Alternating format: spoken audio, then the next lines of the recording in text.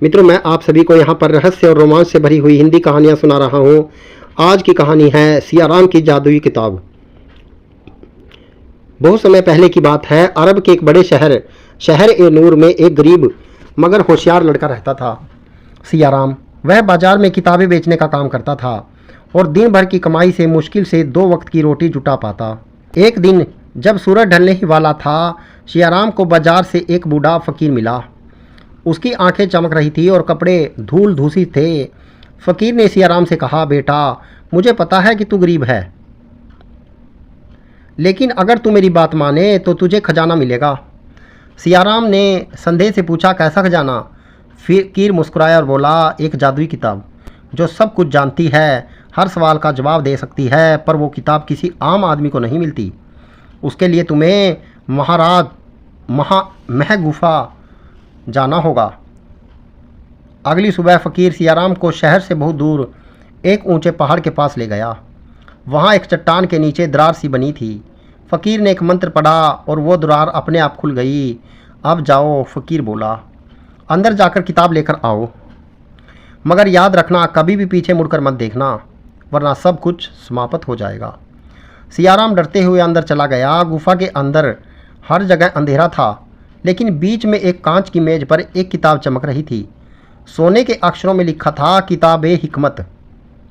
जैसे ही उसने किताब को छुआ, पूरी गुफा कांपने लगी। बाहर गरजने की आवाज़ आई। सियाराम को याद आया, पीछे मुड़ना नहीं है, पर डर के मारे वो मुड़ गया। पीछे एक विशालकाय नाग खड़ा था, जिसकी आंखों से आग निकल रही थी। सियाराम ने झपट किताब सीने से लगा ली और दौड़ते हुए बाहर आया। बाहर आकर देखा, फकीर गायब। अब सियाराम के पास वो जादुई किताब थी, पर वह खुलती नहीं थी। उसने हर तरीका आजमाया, मगर कुछ नहीं हुआ। अंततः एक रात जब वह चांदनी में बैठा था, किताब अपने आप खुल गई।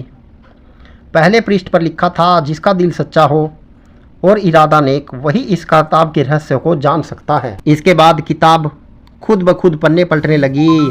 सियाराम को दिखा एक पुरानी कहानी, जिसमें बताया गया था कि शहर ए नूर के नीचे एक छिपा हुआ दूसरा शहर है, जहराबाद, जहां सोने के पहाड़, उड़ने वाली कालीन और अमर जीवन का रहस्य छिपा है।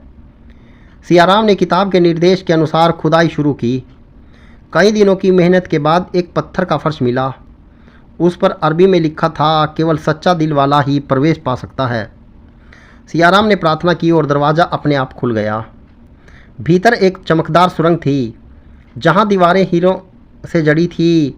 रास्ते में एक पत्थर का दरवाज़ा मिला, जिस पर लिखा था, पहेली का उत्तर दो, वरना पत्थर बन जाओगे। पहेली थी, ऐसी कौन सी चीज़ है जो जितनी खाली है उतनी भारी लगती है?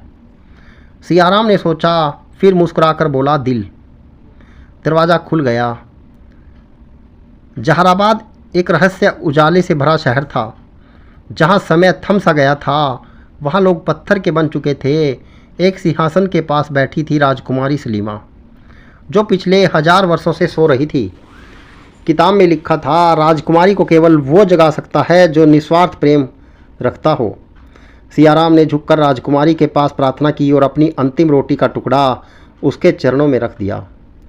अचानक चारों ओर रोशनी फैल गई। राजकुमारी की आंखें खुल गई। तुमने मुझे मुक्ति दी, उसने कहा। अब जहराबाद के सारे रहस्य तुम्हारे हैं। राजकुमारी और सियाराम ने मिलकर जहराबाद को दोबारा जीवन से भर दिया। वहाँ के लोग वापस मानव बन गए। उड़ने वाले कालीन, बोलने वाले पक्षी और ज्ञान की नदियाँ अब सियाराम को समर्पित थी। उसने किताब को एक मंदिर में रखवाया, ताकि कोई लालची उसका गलत इस्तेमाल न कर सके। अब सियाराम केवल एक गरीब किताब वाला नहीं था, वह बन चुका था ज्ञान और न्याय का राजा।